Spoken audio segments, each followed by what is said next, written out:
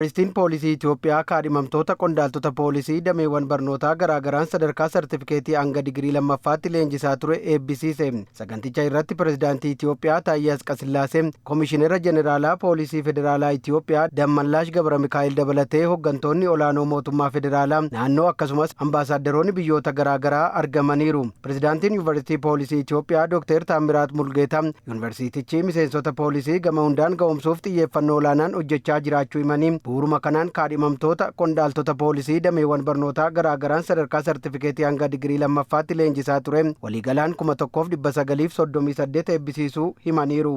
ሰራዊቱን በእውቀት Raayyicha beekumsaan ogummaa fi ilaalchaan gahoomsuun teeknooloojii ammayyaa yeroon barbaadutti fayyadamuu akka danda'aniif Yuunivarsiitiin Poolisii Itoophiyaa gahee olaanaa fudhachuun imaanaa biyyaalessaatti kennamee bahachuuf hojjechaa jira. Kanaanis qondaaltota poolisii dameewwan barnootaa garaagaraan sadarkaa sartifikeetii haga digirii lammaffaatti leenjisaa ture waliigalaan 1938 eebbisiisneerra. Komishinarri Jeneraalaa Poolisii Federaalaa Itoophiyaa Dammallaash Gabra Mikaa'el hojii gama hundaan ga'umsuuf hojjetameen waraanni of danda'ee yaadaa fi dhaabbataan ijaaramaa jira jedhan. Kana keessattis shoorri yuunivarsiitichi taphachaa jiru seenaa poolisii keessatti boqonnaa guddaa ta'uu ibsaniiru.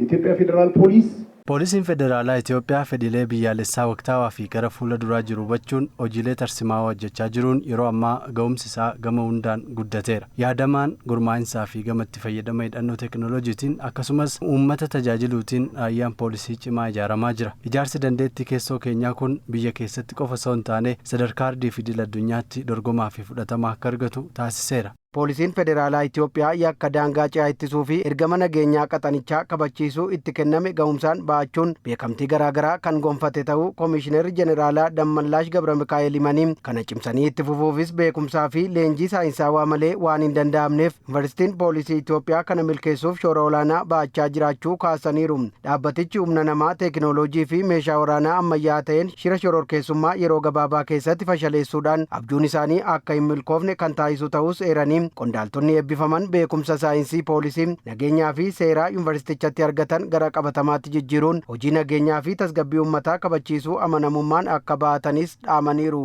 ዛሬ ላይ የወንጀል መከላከል አቅማችን yeroo ammaa dandeettii yakka ittisuu keenyaa humna namaa ga'umsuun teeknooloojii fi meeshaa waraanaa ammayyaa ta'e hidhachuun shira humnoota keessoo fi alaan gurmaa'an humna shororkeessummaa kutannoo fi aarsaa barbaachisu kaffaluun gocha badaa isaanii fashaleessaa nageenyaaf tasgabbii biyya keenyaa mirkaneessuu irratti argamne. Filannoon biyyaalessaa marsaa 7ffaan gaggeeffamus karaa nagaa fi dimokiraatawaan akka gaggeeffamuuf leenjii barbaachisu fudhachuun qophii barbaachisaa taasisuun xumurreerra. Gama kanaan uummattoonni biyyattiis cinaa keenya akka dhaabbatan akkasumas paartileen morkattootaas humnoota nageenyaa seera kabachiisuuf socho'an cinaa dhaabbachuu akka qaban carraa kanaan waamicha dabarsuun barbaada. Qondaaltonni poolisii eebbifamtanis beekumsa saayinsii poolisii nageenyaa fi seera yuunivarsiitichatti argattan gara qabatamaatti jijjiiruun hojii nageenyaaf tasgabbii uummataa kabachiisuu amanamummaan ba'achuu qabdu. Kaadhimamtoonni qondaaltota poolisii ogummaa garaagaraan leenji'aa turanii eebbifamanis beekumsaa fi teeknooloojii yeroon barbaadu waliin tarkaanfachuu kan isaan dandeessisu barumsa gahaa argachuu eeranii beekumsa argatanis amanamummaa fi haqummaan biyya isaanii tajaajiluuf qophii ta'uu eeraniiru. Ogummaa arganne kanaatiin amanamummaadhaan biyya keenyaaf saba keenya amantaadhaan sabaan osoo addan baasin uummata keenya dhugaaf haqaan tajaajiluudha kan abdii qabnu.